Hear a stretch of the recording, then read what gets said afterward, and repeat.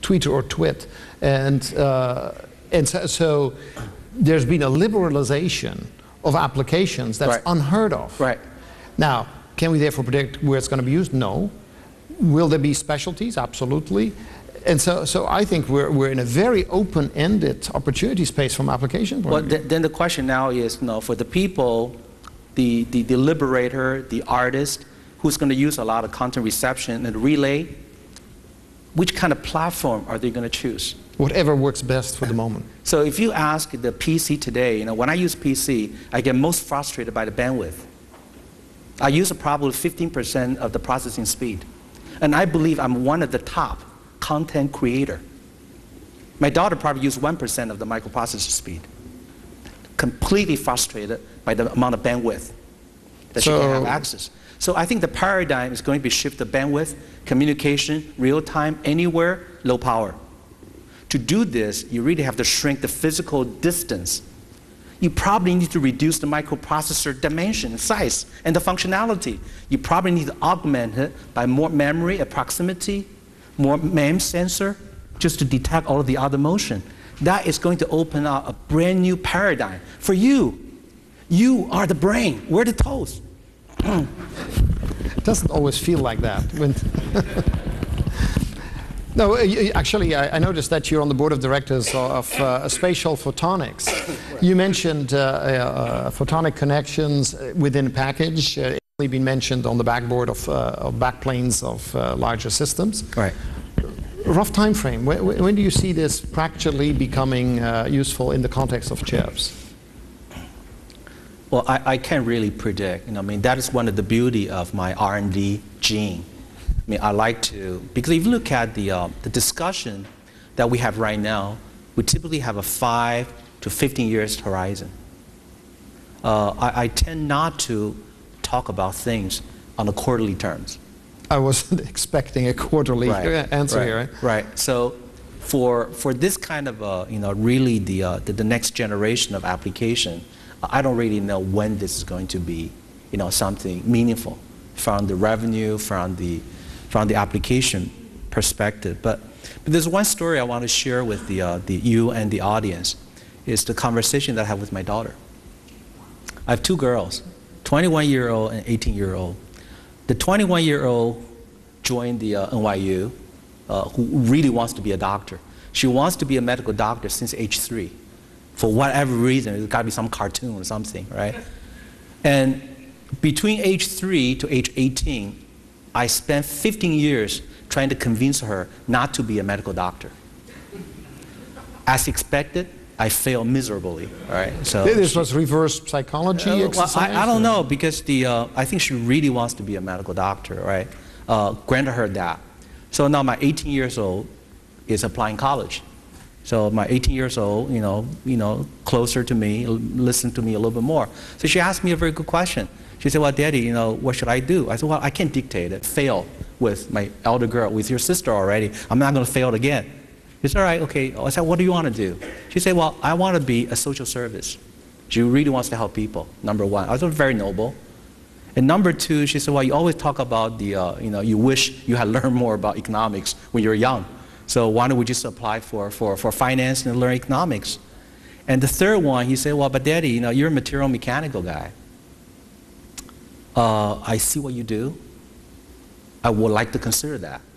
I said, well, let's just make a very, very democratic system. You apply for 12 universities, 4 each. And she did it. With work. She did it, and she came back, then we have good choices, everything. But this is really the end conversation that I gave to her, right? Which might not be, which could be a little bit too parochial. But I really want to share this story with you. I told her, Allison wants to be a surgeon.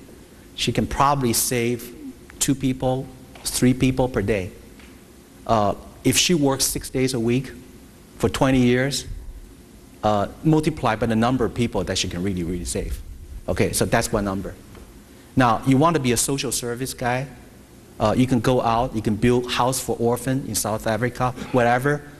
Count how many years can you do, how many people you can save. Let's talk about what I do. I believe ASE, with my involvement and participation, is building infrastructure. Our job is to make semiconductor overall little bit cheaper, a little bit more pervasive. Bill talked about energy. I think the problem of the world is we're having too many people. This is something we cannot talk about it, and there's no cure. The only thing we can make contribution is we can save energy such that there's more energy for the future generation to use. Semiconductor, this is what I told my youngest girl. We use less material, lower cost to save more energy. That's what we do. And when we build billions. Whatever factory that we build, there is no limit where we can ship to. Solar energy, it has to be on-premise. But semiconductor, we can save energy forever, for all of the generation, for 30, 50 years. Think about the saving, how many people you're saving. So I'm now wondering, what's the takeaway for your daughter? Is he now into silicon carbon compounds? She is in Carnegie Mellon, material science.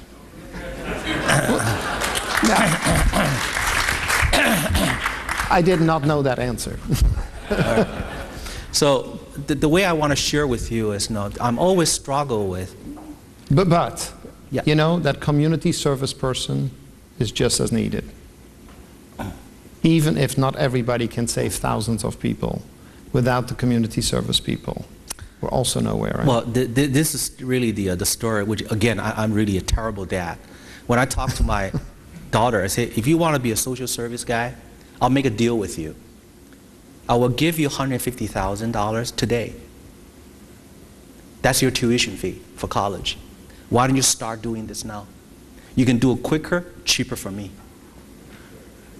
You don't need a degree to do social service. Just do it now. Then my daughter says, "Now, Daddy, are you antisocial? Why are you so mean?" I say, I am not mean. I just don't want you to use my money to do social service. If I want to do it, I would donate myself. So the question now is, I had this very, very good conversation with with my chairman, and I want to share this with you. I gave him a proposal. I want to sponsor 100 orphanage house in China. I talk about the budget. I talk about all of this, and then he looked at me. He said, "You're just a terrible fool." I say, "How can you say this is the noble proposal? Look at the PR, look at the image, look at the boost to everybody. We're doing something noble." He said, "Tien, you got it all wrong. Your job is to go to China, build an infrastructure, hire 100,000 people. Out of the 100,000, 20,000 will be engineers. Out of the 20,000, maybe I can have 200 becomes like you in 20 years. Why do you want to play the odds? Saving the orphans. The orphans go to college. What is the percentage? How can they help the economics?" So I would have an answer to that, which is, it is great if you have the brains and the capability to do something grand style, grand scale. And we all understand that if you bring down unemployment in a country, things go better. Even when you do that, there's a portion of the population that no matter what, will never survive on their own. And part of great society is to actually do both. In my opinion, at least.